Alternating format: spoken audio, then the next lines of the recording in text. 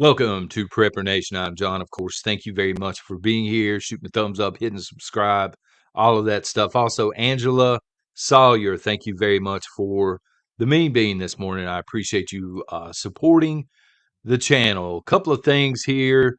If you have noticed, some of you club members over here, you have plus signs beside your name. So we're going to be having our weekly ad-free exclusive live stream sometime between 11 and 12 o'clock today, 11 a.m. to lunchtime. So check the community section for your exclusive link. And also, if you're on Patreon, you'll get a link as well. And I'll explain what the plus side, the sign there means. But anyway, this is a video I wanted to make yesterday, and I just didn't have time to do it. And actually, the day before, I was telling you folks, if you'll remember back a couple of days, I said I had a very interesting conversation with a family member. We had a family member show up, not just a family member. All right, so he's in my wife's family, but he's like a cousin of me as well. Very, very smart guy when it comes to marketing. Got his, he's got his PhD. He's just really good. He handles not trying to go down this road too much, but he handles the writing. He handles the promotion. A lot of the way things look here at Prepper Nation, the looks and the branding and stuff, he's in charge of that as well. Runs the LLC, but I digress. The point is, he showed up out of the blue from Florida. And so we had an interesting conversation that I want to get into. We usually do. We vacation with the guy a couple of times a year. And, the kids, my wife eventually sacks out, and we stay up and we have conversations about politics. We have conversations about war, all kinds of things. And what I'm going to do for you ever seen Jeopardy where they give you the answer first and then they tell you this is the question, what is or whatever? I'm going to give you his answer first because it's interesting this way. And so I asked him a question. I said, I really want to explain this to people at Prepper Nation. Give it to me if you can in analogy form because I love analogies. We use analogies a lot back and forth. Here we go. All right, because America is changing rapidly, and I don't think most people, no one's ready for it. So, his reply was, and then we'll get to the question. His reply was the American Railroad. So he said when the American Railroad first became a thing and was headed out west, we're discovering all this industrializing here in the United States. He said there were, I wrote this down, he said there were 4 bullet points to really be thinking of at that time. What are the advantages of putting up a railroad? So the richest people in the world or in this country at that time sat down and they said, hey, how can we monetize this? How can we get even richer? How can we build our influence, our power? What are the advantages of a railroad in the first place, doing it the way we're doing it? Number 2, where should we put the railroad? This is very important because it's not going to work if you put it in the wrong place, right? Number 3, you have to get the land ready. You have to make sure everything's level, cleared off, yada, yada. Number 4, you have to lay the railroad. And that's pretty much it. And the after effect was if a town was close enough to this rail system, it thrived. It kind of connected to that rail system and they became boom towns, small towns, eventually cities. If they were too far away, they died on the vine, so to speak. And the rails took about 6 years to build, like the primary set of railroad tracks expanding out west. But it changed everything about America on a fundamental level. Can anybody in chat this morning guess which question I asked him? So I said, Josh, explain to me again with an analogy, if at all possible, how I can explain to people on Prepper Nation what AI looks like moving forward. Give it to me an analogy, and he used the railroads. And breaking it down and really wrapping my head around it, it's probably the best analogy that I've ever heard when it comes to anything, especially AI.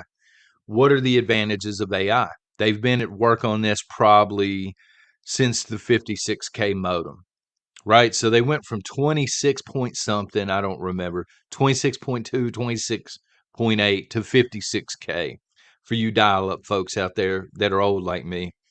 But I think once they advanced the speed up to 56K, they were thinking high speed. They were in that frame of mind. And they were bound to know at that point in time, if we can get it high speed enough, we can make a lot of money. Power and influence become real factors here. Just like with the railroads, the richest people in the land saw this opportunity. They got together. They said, how can we take advantage of this? Number two, rather than where are we going to put this stuff, what companies are going to be involved? You take a look at the early days of the internet and you look at it today, the internet as we know it today. Back then, it truly was the Wild West, which is why I love this analogy. There are websites everywhere, right? You look at it today, 90% or so of web traffic kind of hovers around 10, 12 really major websites. I'm talking Amazon, I'm talking Facebook, I'm talking Google, things like this, X/Twitter, whatever. So they've been hard at work on identifying where they're going to implement this AI the most. Number three, getting the infrastructure ready. And I think they've been doing this for the past few years.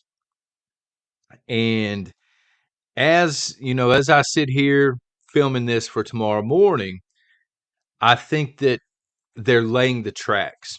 This implementation of AI, I think that they are laying the tracks. And as we know with the railroad, it took 6 years. So Josh, realistically, how long do we have? I was thinking 10 years, to be honest with you, maybe 8 years or something like that. And he said no, because he's a professor in West Virginia. I don't want to throw his university out there, but it's not West Virginia University. Just saying. Uh, but anyway, I said, how long do we have? And he said that because they're educators, they've actually had deep discussions about this. They're trying to figure out at the university level what to do. And they believe around 3 years tops. 3 years, folks, until AI is integrated to the point where job loss across America is substantial. And he said, that's kind of on the high end. A lot of people think it's going to be a lot quicker than 3 years. I said, how many jobs are we talking about? And he said about 70% of the jobs that we currently have here in the United States of America are going to be replaced by AI. The technology is there, which I'm gonna give you a link here in a minute, and I'm gonna explain to you what it's about. But the technology is here. Now they're implementing the technology into the grid, so to speak, and they've been at work at this for a while now. He said, and this is really scary, he said humans are going, right now they have the role of, we are society.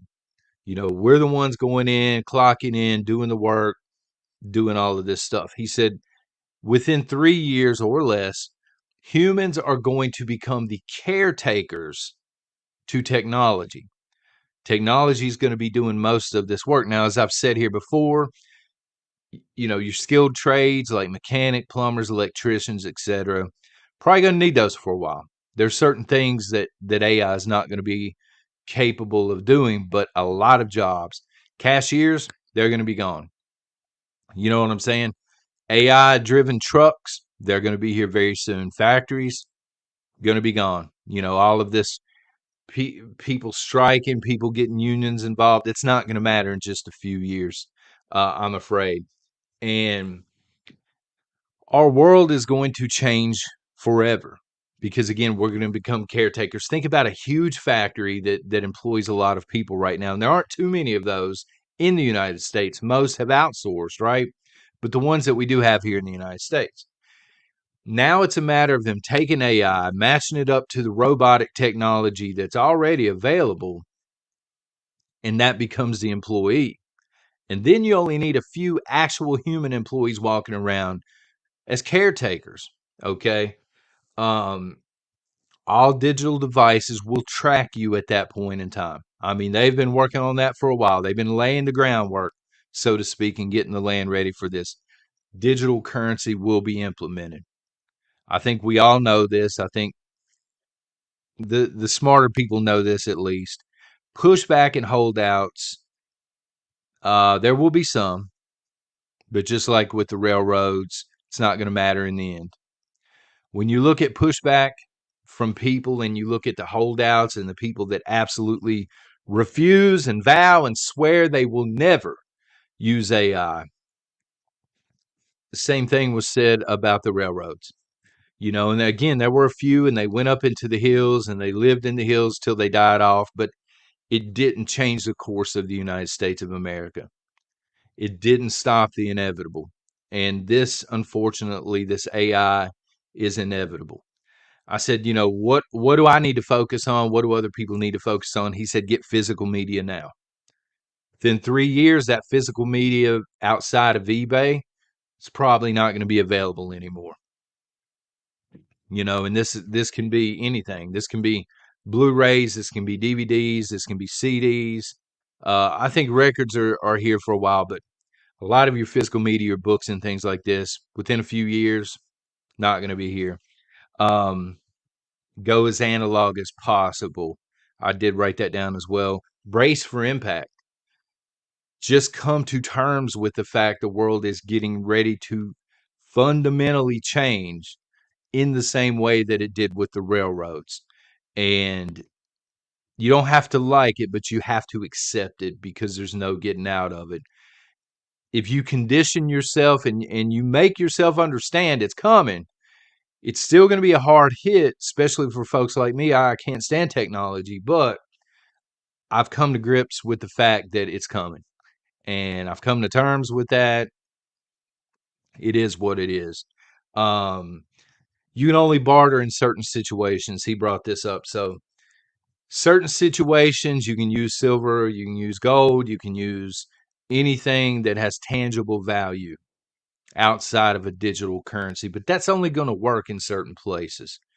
That might fly at a flea market, that might fly with your local butcher maybe, or a pawn shop or something. But if you have to go and see a doctor, you have to go to the hospital, or you have a kid that's trying to sign up for college, you're not going to be able to take silver bullion in most cases.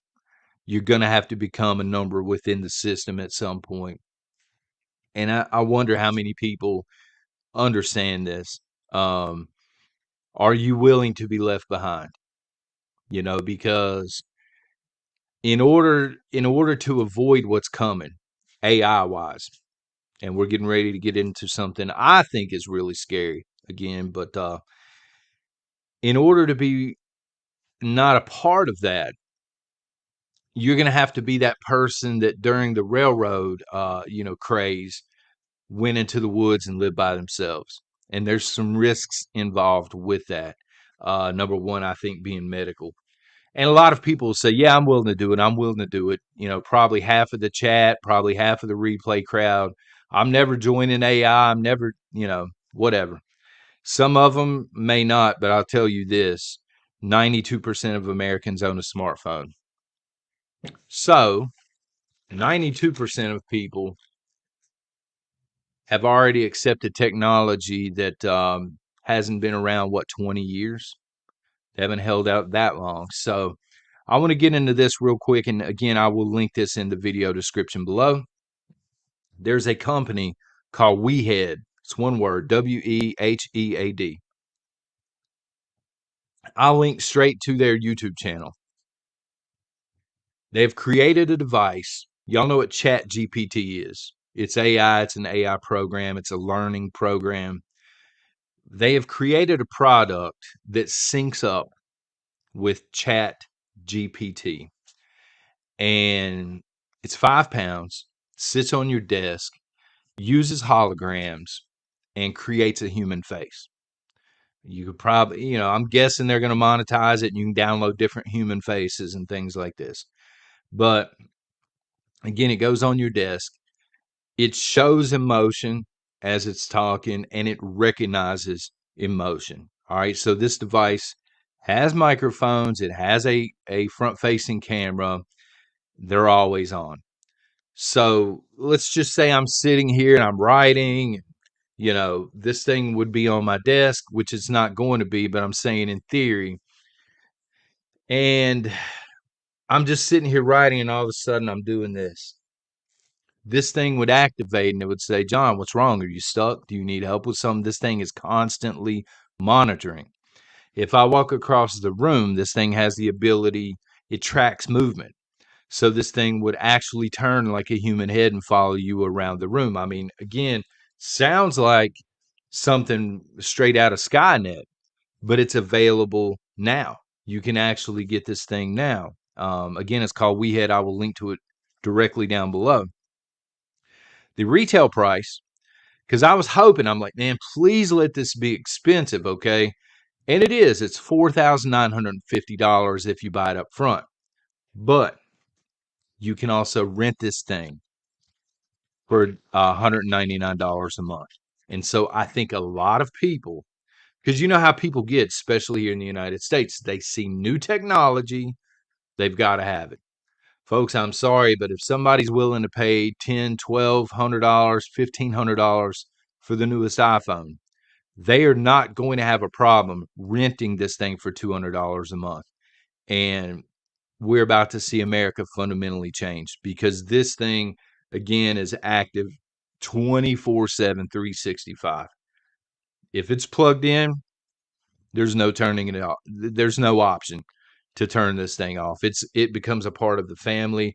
They're already talking. I know that sounds crazy, right? But they're already talking about the benefits of this Wead device. They're saying this can replace teachers. They can go into a virtual situation and teach online, and it will be able to track and all of the different Skype windows and sense emotion and things and answer you in real time. They're saying people that are fighting depression, it can help with that. It can help, as a therapist. They're saying some people may choose not to get married or not have a better half and instead own one of these things because they're lower maintenance. I don't know. The world is going loco, but it's going loco at a high rate of speed. And I hope everybody here this morning understands what's coming. Again, I will link to that video down below. Y'all take care and God bless.